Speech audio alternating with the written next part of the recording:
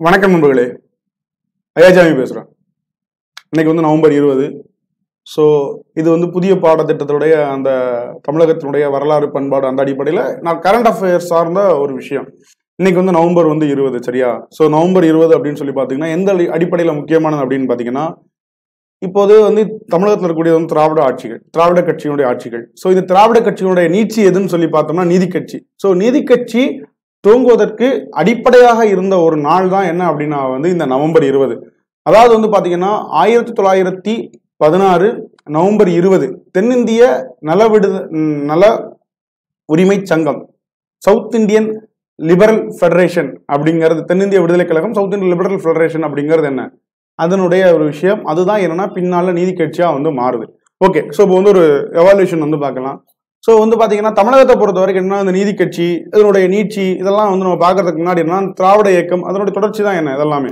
So இதுக்கு முன்னாடியே பாத்தீங்கன்னா 1870, 80 அந்த காலகட்டத்திலே பாத்தீங்கன்னா அயோத்திதாச பண்டிதர் அப்படிங்கிற சமூக சீர்திருத்தவாதி என்ன நிறைய விஷயங்கள் பேசியிருப்பார், சரியா?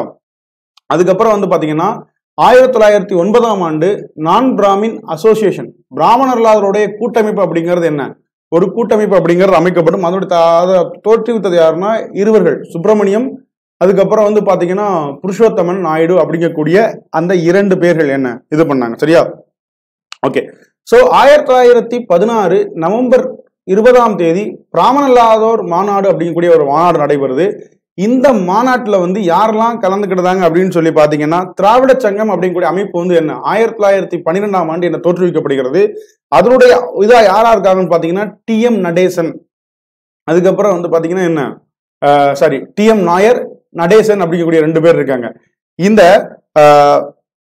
பிராமணல்லாதோர் மாநாட்டை கூட்டமைப்பு நடத்துறது யாருன்னு சொல்லி பார்த்தீங்கன்னா வெள்ளுடை வேந்தரன் அழைக்கப்படக்கூடிய தியாகராயர், சரியா? நீங்க பார்த்தீங்கன்னா நம்ம டி நகர்னு சொல்றது இல்லையா, அந்த டி நகர் அப்படிங்கிறதுக்கான பெயர் காரணத்துக்கான காரணம் தியாகராயர், சரியா? அதைத்தான் அவருடைய நினைவாக தான் தியாகராய நகர் வச்சாங்க. நம்ம என்ன அவர் தியாகராயரை கட் பண்ணிட்டு இனிஷியலை மட்டும் போட்டு என்ன டி நகர் அப்படின்னு என்ன சென்னையில் உள்ள இடத்த நம்ம சொல்றோம். ஓகே, ஸோ அப்போ இந்த கூட்டத்துல தான் என்ன அப்படின்னா இந்த 2 பேர் என்ன திராவிட சங்கமும் சரி, அதுக்கப்புறம் வெள்ளுடை வேந்தர் இவரெல்லாம் சேர்ந்து தான் என்ன அப்படின்னா சவுத் இந்தியன் லிபரல் ஃபெடரேஷன், தென்னிந்திய விடுதலை கூட்டமைப்பு இல்ல தென்னிந்திய விடுதலை கழகம் அப்படின்னு கூட அமைப்பை தோற்றுவிக்கணும் அப்படிங்கிறத நினைக்கிறாங்க. ஸோ அந்த அடிப்படையில் இந்த அமைப்பு அப்படிங்கிறது தோற்றுவிக்கப்பட்டது. அதுக்கப்புறம் இந்த அமைப்பின் சார்பாக பாத்தீங்கன்னா என்ன பத்திரிகைகள் வெளியிட்டாங்க. தமிழ்ல பாத்தீங்கன்னா திராவிடன் அப்படிங்கிறது, தெலுங்குல ஆந்திர பிரகாசினிகா அப்படிங்கிறது, ஆங்கிலத்துல பாத்தீங்கன்னா ஜஸ்டிஸ், சரியா? இந்த ஜஸ்டிஸோட பேர் தான் என்ன அப்படின்னா இந்த குழு இருக்கு இல்லையா, இந்த கூட்டமைப்பு, அது பிற்காலத்துல இதே என்ன நீதி கட்சி, ஜஸ்டிஸ் பார்ட்டி அப்படின்னு இந்த பத்திரிகையோட பேரை வச்சு என்ன இந்த பேரை நீதி கட்சி அப்படிங்கறது அது வந்துட்டாங்க, சரியா? இதன் பின்னால் பாத்தீங்கன்னா இந்த மாண்டேகு என்ன இந்தியாவுக்கு வர்றாரு. அவர் மாண்டேகு செம்ஸ்போர்ட் ரிஃபார்ம் ஆக்டுக்காக இந்தியருடைய கருத்துக்களை கேட்கறதுக்காண்டி வர்றாரு. வந்ததுக்கு அப்புறம் என்ன அவர் லண்டன் போயிறாரு. அவரை பாக்குறதுக்காக என்ன இங்க இந்த தென்னிந்திய விடுதலை குழுவினர் என்ன போனாங்க. ஸோ பேசினாங்க. இவங்க என்னன்னா வகுப்பாரி பிரதிநிதித்துவம் கேட்டாங்க. சரி பார்ப்போம் அப்படிங்கறதெல்லாம் சொன்னாங்க. போயிட்டு வரக்கூடிய இடத்துல என்னன்னா TM நாயர் என்ன மரணம் அடைஞ்சிருவார், சரியா? ஓகே, ஸோ அதன்படி 1919ஆம் ஆண்டு மாண்டேகு செம்ஸ்போர்ட், அதாவது 1919ஆம் ஆண்டு அரசு சட்டம் அப்படிங்கிறது ஏற்றப்படும். அது என்னன்னா இரட்டையாட்சி முறையிலான தேர்தலை என்ன கொண்டு வரும், சரியா? தேர்ந்தெடுக்கப்பட்ட அரசு ஒன்று இருக்கும், அதுக்கு மேல என்ன கவர்னர் கொண்ட ஒரு இது இருக்கும் அப்படிங்கறது என்ன அவங்க சொல்லுவாங்க. ஸோ அந்த அடிப்படையில் ஏற்றுக்கிட்டாங்க. இதை ஏற்றுக்கிட்டு காங்கிரஸ் இதை ஏற்றுக்கிடல. அதனால என்னன்னா காங்கிரஸ் என்ன தேர்தலில் போட்டியிடல, சரியா? ஆனா இதன் அடிப்படையில் பாத்தீங்கன்னா 1920ஆம் ஆண்டு தேர்தல் நடக்குது. இந்த தேர்தலில் பாத்தீங்கன்னா நீதி கட்சி போட்டியிடுது. நீதி கட்சியை எதிர்த்து போட்டியிடக்கூடியது யாருன்னு சொல்லி பாத்தீங்கன்னா அன்னிபெசன்டுடைய என்ன அந்த சுயராஜ் ஹோம் ரூல் மூவ்மெண்ட், தன்னாட்சி இயக்கம் அப்படிங்கறது போட்டியிடுது. அதை எதிர்த்து என்ன நீதி கட்சி வெற்றி பெறுகிறது, சரியா? இப்படி வெற்றி பெற்றதுக்கு அப்புறம் 1921ல பாத்தீங்கன்னா யாரு முதலமைச்சரா பதவி ஏற்கிறார் அப்படின்னு சொல்லி பார்த்தோம்னா சுப்பராயலு அப்படிங்கக்கூடிய ஒரு என்ன முதலமைச்சரா பதவி ஏற்கிறார். அதுக்கப்புறம் 1922ல அவர் மரணம் அடைஞ்சிருவார். அவர் மரணம் அடைஞ்சதுக்கு அப்புறம் தான் என்ன அப்படின்னா பனகல் அரசர். பனகல் அரசருடைய முழுமையான பெயர் பாத்தீங்கன்னா ராமானியங்கார் அப்படிங்கக்கூடிய நீங்க பழைய டெக்ஸ்ட் புக்ல ஸ்கூல் புக்ல போட்டிருப்பாங்க இல்லையா, ஒரு டைம் குரூப் 1 பிலிம்ஸ் கொஸ்டின்ல கூட கன்ஃபியூஷன் ஆச்சு 2015 நினைக்கிறேன். ராமானியங்காரா, பனகல் அரசரா, TN சிவஞானம் பிள்ளையா, ஸோ இதாச்சு இல்லையா? அந்த அடிப்படையில் இந்த பனகல் அரசர்னா அவருடைய பேர் அப்படிங்கிறது என்ன ராமானியங்கார். இந்த குரோனாலஜிக்கல் ஆர்டர்லாம் வச்சுக்கோங்க, சரியா? வர்றாரு. ஸோ அதுக்கப்புறம் 1923ஆம் ஆண்டு தேர்தலில் நீதி கட்சி வெற்றி பெறுகிறது. பனகல் அரசர் என்ன முதலமைச்சராக பதவி ஏற்கிறார். இதுக்கப்புறம் பாத்தீங்கன்னா 1926 தேர்தலில் நீதி கட்சி போட்டியிடுது. நீதி கட்சிக்கு பாத்தீங்கன்னா அந்த பக்கத்துல சுயராஜ்ய கட்சி வந்து போட்டியிடுது. இந்த சுயராஜ்ய கட்சி வந்து பாத்தீங்கன்னா சுயராஜ்ய கட்சியுடைய நோக்கம் அப்படிங்கிறது என்ன? தேர்தலில் வந்து போட்டியிடணும், சட்டமன்றத்திற்கு செல்லணும். சட்டமன்றத்தில் என்ன ஆட்சி அமைக்காம என்ன பிரிட்டிஷாருக்கு வந்து தொல்லைகளை ஏற்படுத்தணும் அப்படிங்கிறது அந்த சுயராஜ்ய கட்சி. உங்க சுயராஜ்ய கட்சியை தோற்றுவித்தது வந்து யாருன்னு சொல்லி பாத்தீங்கன்னா CR தாஸ் அண்ட் மோதிலால் நேரு 1923 ஜனவரி 1ஆம் நாள் என்ன இதை வந்து தோற்றுவிக்கிறாங்க. சரி, அந்த அடிப்படையில வந்து சுயராஜ்ய கட்சி வந்து போட்டியிடுது, அதிகமான இடங்களை வந்து வெற்றி பெற்றது. அதுக்கப்புறம் வந்து பாத்தீங்கன்னா நீதி கட்சி வந்து போட்டியிடுது. நீதி கட்சி வந்து 30 இடங்கள் தான் வந்து பெறுது.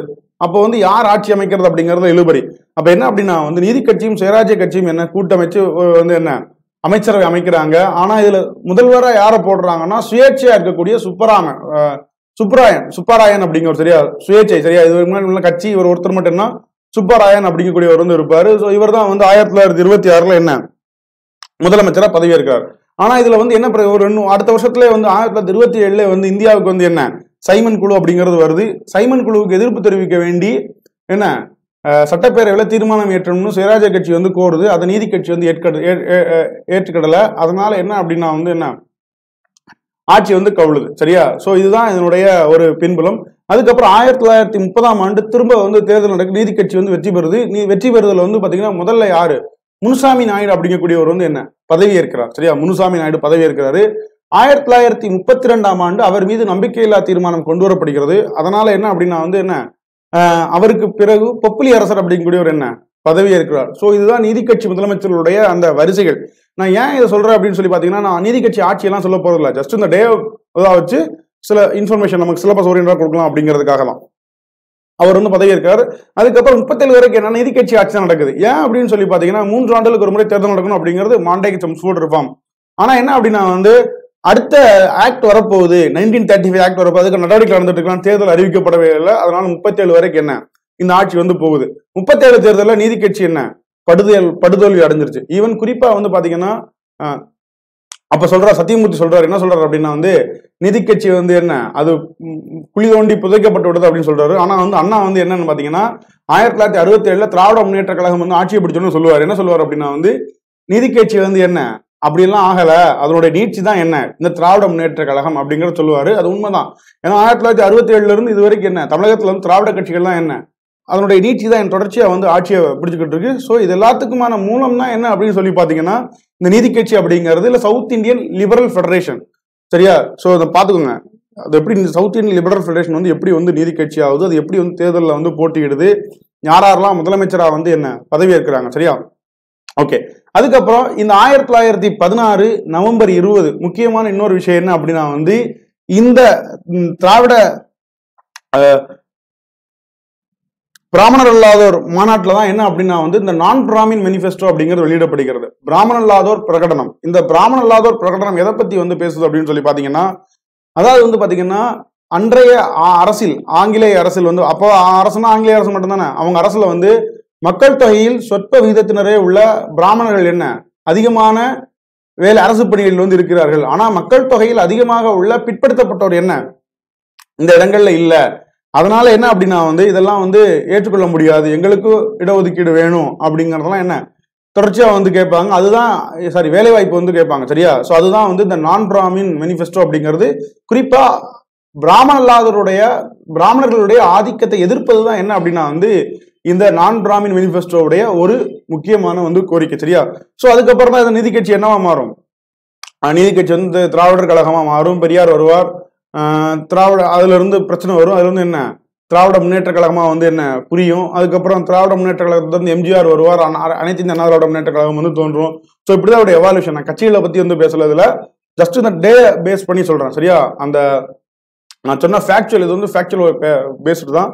ஸோ நீங்க பாத்துக்கோங்க. பொதுவாக நம்ம நீதி கட்சியுடைய சாதனைகள் அப்படிங்கிற பேசிஸ்ல தான் என்ன நம்ம வந்து படிச்சிருப்போம். But in term of examination இந்த கொஸ்டின் பேப்பரை நீங்க பாத்தீங்கன்னா தெரியும் கொஞ்சம் என்ன டெப்தாவே போற மாதிரி இருக்கு. அதனால நம்ம கூடுதலான விஷயங்கள் என்ன தெரிஞ்சுக்கலாம். Okay, thank you. அடுத்தடுத்த வீடியோ வந்து என்ன தொடர்ச்சியா வந்து அப்டேட் பண்ணும். தேங்க்யூ.